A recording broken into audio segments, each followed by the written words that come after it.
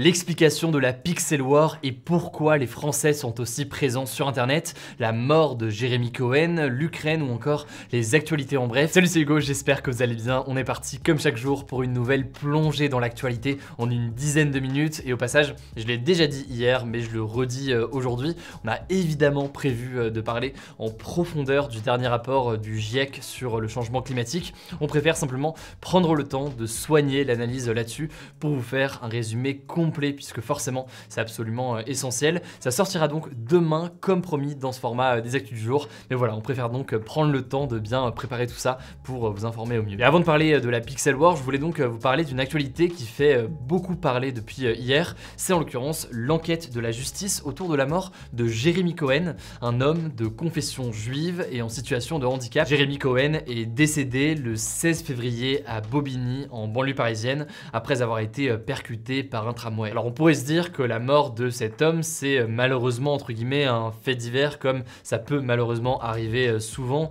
dans les transports en commun etc. Mais en l'occurrence une vidéo de l'accident a refait surface ce week-end et elle montre que Jeremy a en fait été agressé par un groupe d'environ 15 personnes et qu'il essayait en fait de s'échapper lorsqu'il a été percuté par le tramway. Alors selon l'AFP, cette vidéo a été reçue le 10 mars par la police et pourtant l'enquête pour, je cite, violence volontaire en réunion ayant entraîné la mort sans intention de la donner n'a été ouverte que fin mars. Alors suite à la diffusion de cette vidéo et l'annonce de l'ouverture de l'enquête par la justice, de nombreux candidats à la présidentielle ont réagi et ont dénoncé un possible acte antisémite. C'est d'abord surtout Éric Zemmour et Marine Le Pen qui ont réagi, suivi notamment ensuite de Yannick Jadot, Jean-Luc Mélenchon, Valérie Pécresse ou encore Anne Hidalgo. Bref, une enquête judiciaire est donc en cours pour faire la lumière tout simplement sur les circonstances exactes de sa mort et déterminer un éventuel caractère antisémite de l'agression. De son côté, l'avocat de la famille a déclaré ne pas savoir s'il s'agit effectivement d'une agression antisémite, mais il ne l'exclut pas. Évidemment, je vous tiens au courant dans les prochains jours dès qu'on a du nouveau. Allez, rapidement, on poursuit donc ces actus du jour avec le sujet qui a animé vraiment Internet ces derniers jours. C'est la guerre des pixels sur le réseau social américain Reddit. On va donc revenir sur tout ça, mais surtout se poser cette question: comment expliquer que les Français soient aussi présents massivement lors d'événements de ce type sur les réseaux sociaux? On va essayer de comprendre pourquoi exactement. Alors pour redonner un petit peu de contexte et comprendre vraiment de quoi on parle, pendant environ 72 heures, des internautes du monde entier ont mené une sorte de guerre virtuelle où chacun pouvait placer toutes les 5 minutes un pixel de couleur sur cette immense page pour faire collectivement en fait des dessins, des références cinématographiques ou encore à des jeux vidéo, voire dans certains cas des véritables œuvres d'art. Alors c'est un concept qui avait déjà été fait par Reddit il y a 5 ans mais qui a donc été relancé ce week-end et qui s'est terminé dans la nuit de ce lundi à mardi. Alors pourquoi est-ce qu'on en parle autant notamment en France cette année? Eh bien en fait le monde entier a pu observer cette année une certaine solidarité et mobilisation venant de la communauté francophone, que ce soit évidemment des Français mais aussi des Suisses, des Belges ou encore des Canadiens, menés notamment parfois par un certain nombre de streamers qui étaient en direct sur Twitch pour toute la durée de l'événement. On pourrait citer notamment Kameto, Étoile ou encore Zerator et Squeezie, Inoxtag aussi qui était en live sur YouTube. Ces streamers ont en fait donné tout le week-end et en début de semaine des indications sur ce qu'il fallait créer en priorité sur la page en tant que Français. Ils ont mené aussi un combat acharné et des négociations avec des communautés espagnoles ou encore américaines qui détruisaient les créations françaises.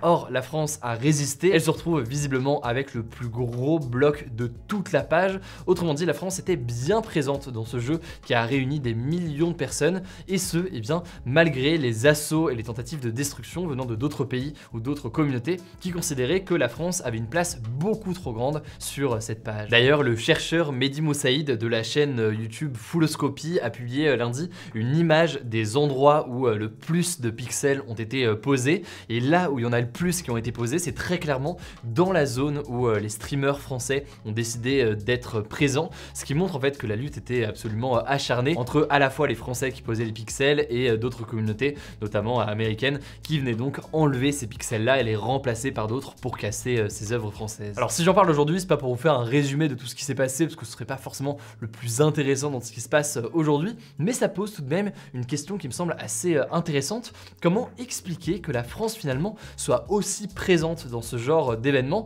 alors que, certes, la communauté francophone est importante, mais elle est beaucoup moins importante par exemple que les Américains ou encore les hispanophones. Bon, alors déjà ce qu'on peut remarquer c'est que à la différence de certains autres pays, eh bien les créateurs français ont instauré depuis le début une proximité importante avec leur communauté. C'est une règle qui n'existe nulle part, mais les streamers en fait français sur Twitch ont rendu ça absolument important, essentiel même, et ça a pour conséquence d'avoir aussi une communauté qui est très réactive pour ce genre de mobilisation.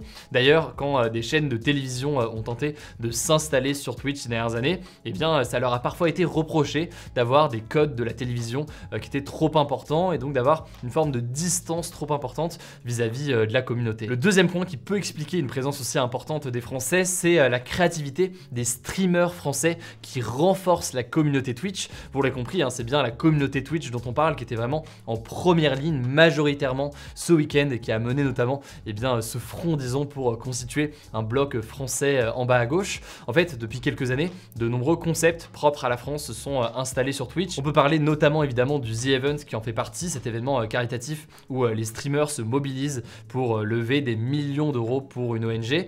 Il y a aussi évidemment le talk show Popcorn du streamer Domingo ou encore l'un des projets peut-être les plus marquants ces dernières années sur Twitch, la création de l'équipe d'e-sport du streamer Kameto. Kameto qui était d'ailleurs clairement le leader des consignes et des négociations avec les différents pays ces derniers jours pour résister et maintenir cette zone française sur la carte. La raison pour laquelle je vous parle de tout ça, c'est que c'est l'un des éléments selon moi qui explique une telle présence française lors de tels événements. En gros, la communauté française sur Twitch est particulièrement importante du fait notamment du travail élaboré par ces streamers ces dernières années, ce qui crée une communauté particulièrement soudée et particulièrement importante et ce qui lui permet donc dans le cas d'une Pixel War, certes qui peut paraître encore une fois anecdotique mais qui est intéressante du coup à analyser, on peut se retrouver à avoir un bloc assez important de la carte alors que forcément la communauté française n'est pas la plus importante. Et là donc dans le cas de la Pixel War, ça changera pas forcément la face du monde, mais quand on lève des millions par exemple avec le The Event pour des ONG qui luttent sur des sujets majeurs comme les droits de l'homme ou encore la faim dans le monde,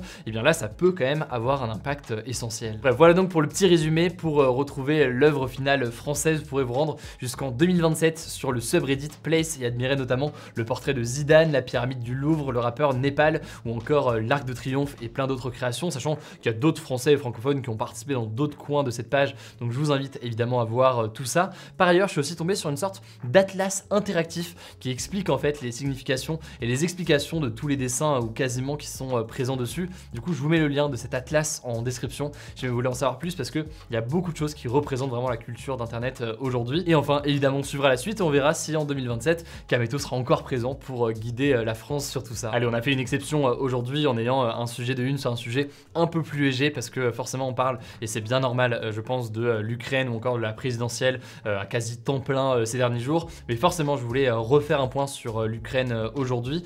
Les forces russes préparent une attaque massive dans l'est de l'Ukraine selon le gouverneur ukrainien de la région de Lugansk qui est justement à l'est de l'Ukraine. Dans un message vidéo, il a affirmé que les forces russes étaient en train d'amener des hommes mais aussi du carburant dans la région, et d'ailleurs les bombardements se poursuivent actuellement.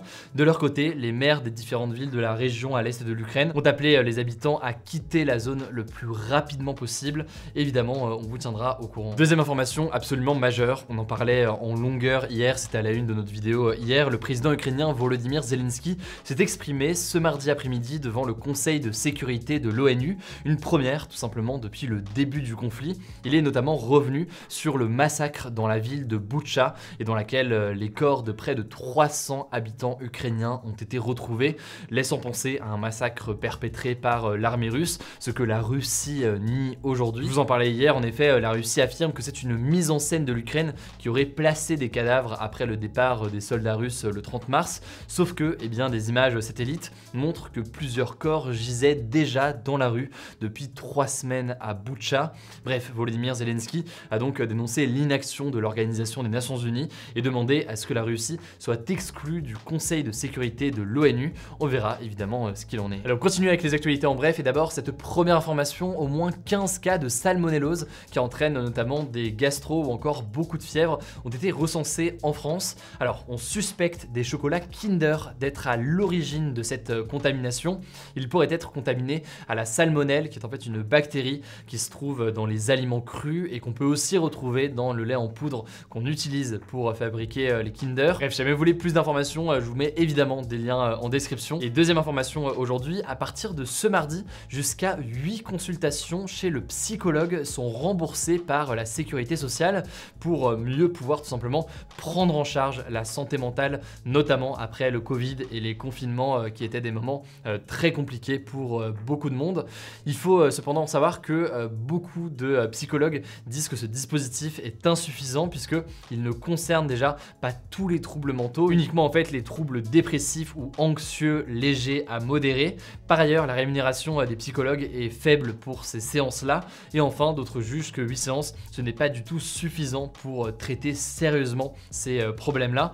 En tout cas, si vous voulez plus d'informations là-dessus, évidemment, comme d'habitude, vous le savez maintenant, je vous mets des liens directement en description. Écoutez, voilà donc pour ce nouveau résumé de l'actualité en moins de 10 minutes. Je le disais, hier, on parlera en détail du rapport du GIEC qu'on aura pris le temps du coup forcément d'analyser et de résumer pour vous. On en parlera du coup demain. N'hésitez pas à vous abonner, si ce n'est pas encore le cas, pour ne pas louper les vidéos suivantes. Prenez soin de vous, prenez soin de vos proches et on se dit à demain pour une nouvelle vidéo.